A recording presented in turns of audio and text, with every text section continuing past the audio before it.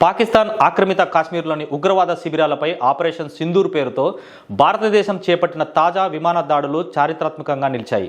9 ప్రధాన స్థావరాలపై ఒకే సమయంలో దాడులు నిర్వహించడంతో ఉగ్రవాద మౌలిక సదుపాయాలు పూర్తిగా ధ్వంసమయ్యాయి. కానీ ఈ దాడుల ప్రాధాన్యం ఉగ్రవాద స్థావరాలే కాకుండా పాకిస్తాన్ వైమానిక రక్షణ వ్యవస్థల అవస్థలను ప్రపంచానికి చూపించడమే అంటున్నారు.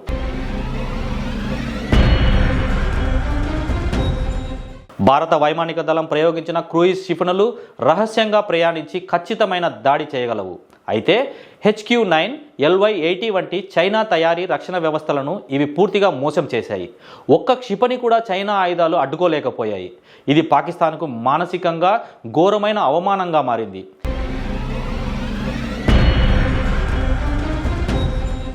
ఈ సంఘటనతో మేడ్ ఇన్ చైనా హైటెక్ ఆయుధాల ప్రభావం బయటపడింది. HQ-9 వ్యవస్థలు రష్యన్ S-300 నమూనాలో రూపొందించినవైనా అవి రియల్ టైంలో ఒక్క స్పందన కూడా చూపకపోవడం పాక్ వాయుసేనపై నమ్మకాన్ని దెబ్బతీసింది.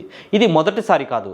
గతంలో 2011లో అమెరికా సిల్స్ అబోటాబాద్ దాడి, 2019లో భారత్ జెట్ల బాలాకోట్ దాడి, 2022లో భారత్ బ్రహ్మోస్ క్షిపణి పాకిస్తాన్లోనికి ప్రవేశించిన ఘటన, ఇవన్నీ కూడా చైనా సరఫరా చేసిన రక్షణ వ్యవస్థలు పూర్తిగా విఫలమైన సందర్భాలే. ఈసారి మాత్రం వ్యూహాత్మక స్థాయిలోనే పాక్ అంతర్జాతీయంగా పరాభవాన్ని చవిచూసింది.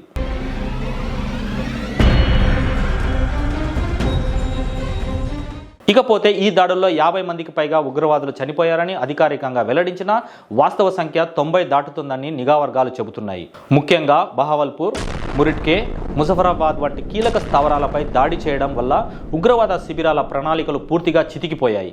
ఇది పాకిస్తాన్కు వాయు రక్షణపై పెట్టిన నమ్మకాన్ని తీవ్రంగా దెబ్బతీయడమే కాకుండా చైనాకు గణనీయమైన భద్రతా దౌత్య ఇబ్బందిని కలిగించింది.